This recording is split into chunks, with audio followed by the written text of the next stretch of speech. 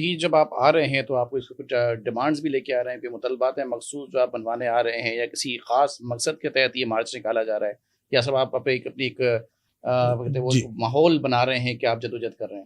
جی بالکل، شفقت گیلانی صاحب ہمارے جو لیڈر ہیں ان کا یہی مقصد ہے کہ ہم ٹرین مارچ کے ذریعے پاکستان کی حکومت کو اور صوبائی حکومتوں کو ایک پرامن طریقے سے اپنا پیغام دیں، اور انٹرنیشنل سطح پر ہم ان اداروں کو جو صحافیوں کے لیے کام کر رہے ہیں ان کو یہ بتائیں کہ جو چھوٹے سطح پر کام کرنے والا رپورٹر ہے وہ بے شمار مسائل کا شکار ہے اور اس کی کوئی سننے والا نہیں ہے. اس کے نام پہ جو اس سے تاڑیاں بجوائی جاتی ہیں لیکن اسے دیا کچھ نہیں جاتا.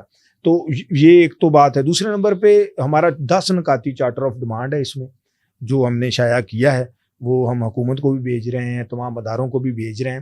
وہ چارٹر آف ڈیمانڈ جو علاقائی صحافیوں کا پہلے سے ہی ہمارا ہے، اس میں 1-2 چیزیں اور شامل کی گئی ہیں.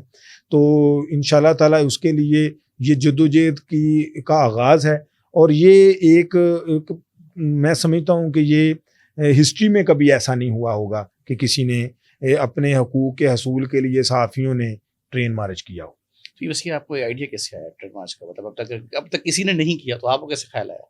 دیکھیں یہ ایک اپنی آواز جو کوئی نہیں سن رہا، نہ صوبائی حکومتیں سن رہی ہیں، نہ وفاقی حکومت سن رہی ہے، نہ ان کے جو عہدے دران ہیں ان کے لیے، ان کے پاس ہمارے لیے کوئی ٹائم نہیں ہے، کیونکہ وہ سمجھتے ہیں وہ جب اصل مسئلہ یہ نہیں ہے.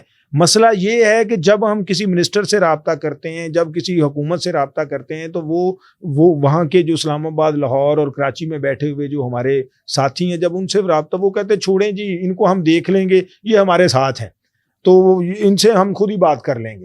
تو وہ ہمیں ان سے ملنے بھی نہیں دیتے نا. وہ ایسا رستہ اختیار کرتے ہیں، اور معذرت سے جو ہماری سیاسی جماعتیں ہیں انہوں نے اپنے اپنے گروپ بنائے ہوئے ہیں صحافیوں کی تنظیموں میں، ان کے اپنے اپنے گروپ ہیں. جب ایک سیاسی جماعتوں کے، حکومتوں کے علیحدہ علیحدہ گروپس بنے ہوئے ہوں گے تو پھر چھوٹے طبقے کی کون سنے گا؟ ہماری کوئی نہیں سن رہا تھا. تو شفقت گیلانی صاحب نے اور جو سید طاہر احمد شاہ صاحب اور دیگر جو ہمارے ساتھی ہیں انہوں نے بیٹھ کے یہ فیصلہ کیا، کیونکہ ایسا اس انداز میں احتجاج کیا جائے کہ جس کی آواز دور تک سنی جائے.